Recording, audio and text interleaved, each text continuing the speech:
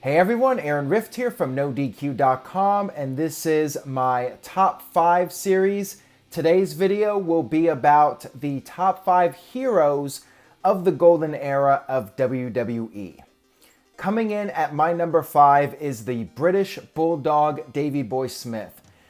Davey Boy Smith had a lengthy run in WWE. He came in as part of the British Bulldogs tag team with the Dynamite Kid.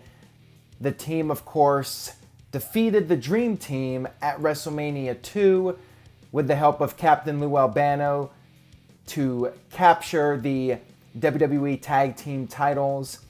They would go on to be one of the top babyface teams of the mid to late 80s. And then Davey Boy broke off on his own in 1990 and became a singles competitor. And he was one of the top stars of that period, leading up to SummerSlam 92, where he faced off with Bret the Hitman Hart in Wembley Stadium. And he was the hometown hero in front of 80,000 UK fans. And that was definitely one of the most iconic moments when Davey Boy pinned Bret Hart to capture the Intercontinental Championship. Next up at number 4 is Bret the Hitman Hart. While he did start off his WWE career as a heel, he did turn face along with his tag team partner Jim the Anvil Neidhart. The Hart Foundation became one of the most popular WWE tag teams of the late 1980s. The Hart Foundation would go on to defeat Demolition in a 2 out of 3 falls match at SummerSlam to win the tag team titles. One of my favorite feel-good moments as a kid. And then Bret Hart would continue to rise in the ranks in WWE. He broke off on his own. He became a singles competitor. And then at SummerSlam 1991, Bret Hart defeated Mr. Perfect to capture the Intercontinental Championship. Bret would continue to be that underdog that would overcome the odds. A lot of fans could resonate with Bret Hart because he was more like your average person than somebody like Hulk Hogan or the Ultimate Warrior. They looked like your comic book characters right out of a comic book, but Bret Hart, he was more of a normal looking person, and I think more people could identify with Bret Hart as a result. And I think a lot of diehard wrestling fans also respected Bret Hart for being the workhorse in WWE. He was the guy that was going out there and having the best matches on pay-per-view. And then, of course, losing to the British Bulldog at SummerSlam 1992, Bret Hart would bounce back from that, defeat Ric Flair to become the WWE champion. And in his post-match promo, he would talk about how the biggest dreams could still come true. Coming in at number 3 is the Macho Man, Randy Savage. As great of a heel as Randy Savage was, you just could not help yourself but cheer for the guy, even when he was treating Miss Elizabeth like crap. Randy Savage was just so entertaining, athletic competitor, excellent promos, tremendous charisma. Randy Savage had it all, and you were just gravitated towards him. Savage had quite the run as a babyface in the late 1980s. He aligned himself with Hulk Hogan. They formed the Mega Powers. Randy Savage would go on to win the WrestleMania 4 tournament. He would compete 4 times in one night before finally defeating the $1 Million Man Ted DiBiase. Savage had the big celebration with his best friend Hulk Hogan and his woman Miss Elizabeth. Then Randy Savage had his second babyface run in 1991. He reunited with Elizabeth. They got married, the match made in heaven at SummerSlam 91.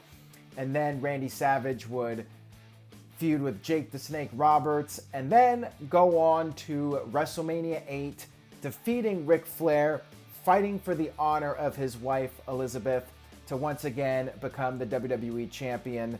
Randy Savage would do commentary, and he was just one of the most beloved personalities in WWE from any era, not just the Golden Era.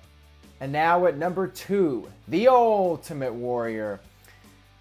A babyface throughout his entire WWE career, the Warrior was somebody that you could idolize. He was this big, over-the-top, comic book-like character. He would run to the ring. He would shake the ropes. He had tremendous energy, and as a kid, you could not help yourself but get excited every time the Ultimate Warrior came out there. You wanted to paint your face like the Warrior. You would get the wrestling buddy and have matches with the Warrior. The Ultimate Warrior was the personification of the superhero. The Warrior would come out there. He would do the promos telling you to not smoke, not drink, not do drugs. And the Warrior would take out all the foes. He would take out all the villains. He feuded with Ravishing Rick Rude. He feuded with the $1 Million Man, Ted DiBiase.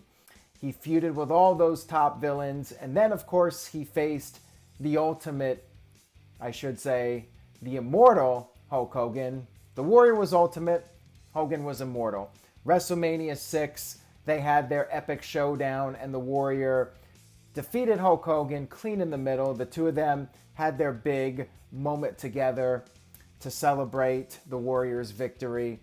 And the Ultimate Warrior would go on to continue defending the WWE Championship.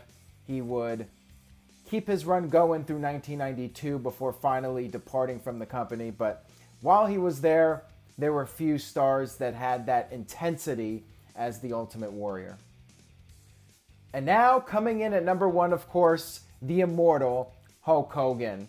Hulk Hogan was the guy in the golden era of WWE. He was the icon. He was the superhero that everybody looked up to, and he was, during that period, the biggest draw in wrestling. Hulk Hogan came in early 1984, coming off of his success in the AWA and doing the movie Rocky III. Hulk Hogan defeated that evil heel foreigner, the Iron Sheik, in January 1984 at Madison Square Garden, and the wrestling business was never the same after that. Hulk Hogan would go on to become a mainstream superstar as WWE became a mainstream juggernaut. You had the first WrestleMania with Hulk Hogan feuding with Roddy Piper, and then Hogan would go on to defend his championship at Saturday night's main event, WrestleMania, and many other events. Of course, you had WrestleMania 3, Hulk Hogan body slamming Andre the Giant, and then Hulk Hogan got screwed out of the WWE Championship at the main event by Ted DiBiase and Andre the Giant.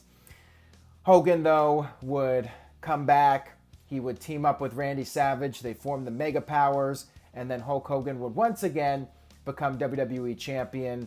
He would face the Ultimate Warrior at WrestleMania 6. He would take another break, and by this point, Hogan was all over the place. He had the posters, he had the movies, he had the t-shirts, he had all the merchandise. He was everywhere. TV shows. Hulk Hogan was going beyond the ring as far as his star power went. Nobody could match Hulk Hogan's charisma, his personality. He wasn't the greatest wrestler in the world, but he sold a lot of tickets, a huge amount of tickets. Hulk Hogan would come back in 1991, defeat the evil Sergeant Slaughter for America right when the Iraq War was going on. Hogan would go on to feud with The Undertaker, Psycho Sid, before finally ending his WWE run in 1993. But no doubt Hulk Hogan was Americana. Hulk Hogan represented all that was good in the world during the golden era of WWE. That'll do it for my top 5 heroes in WWE for the golden era. I hope you enjoyed the video. If you did, please give that subscription button a leg drop of doom. Tell a friend, spread the word, and stay tuned to NoDQ.com for the very latest wrestling news and rumors. Take care. Thanks for watching.